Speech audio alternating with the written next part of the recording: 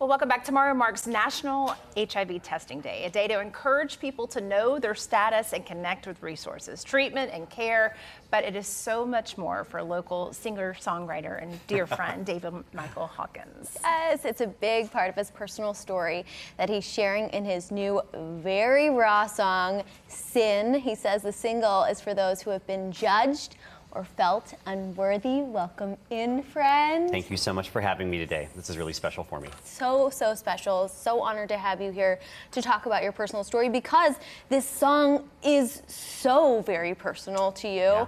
How would you say that it reflects your past and kind of showcases where you are today? Well, I'm really lucky. So let me preface by I'm having a great year. I just got married and I'll be 40 in a couple months, and I'm the healthiest I've ever been.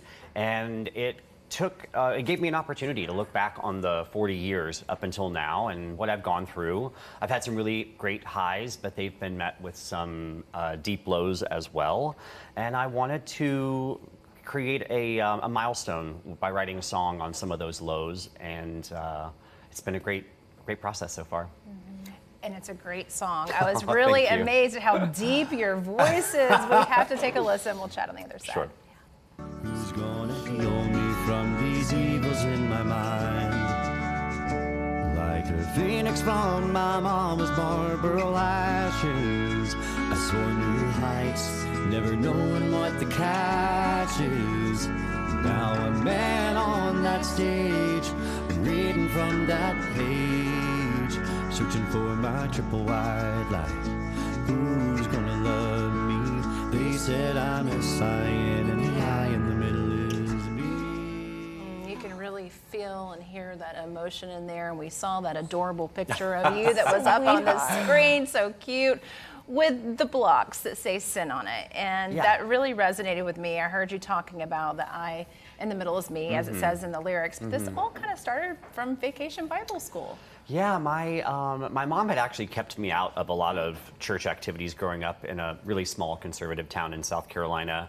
She was fearful that there would be kind of a pray the gay away approach or potentially even conversion therapy.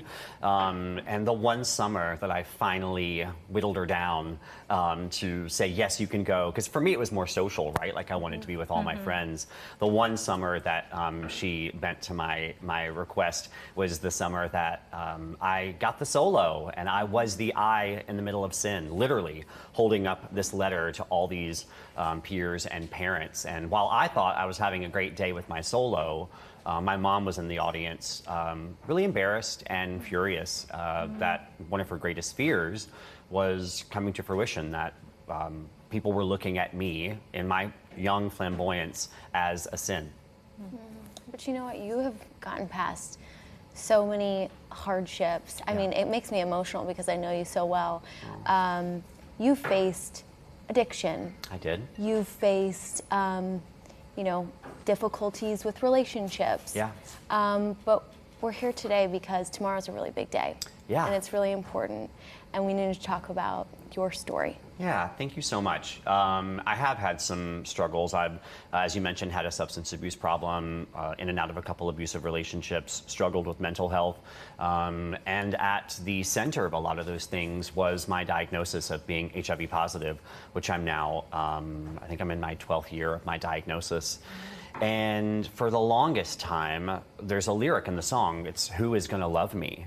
And that self-negative talk and that self-narrative that rattled around in my brain and in my own heart for years took a really big toll on me.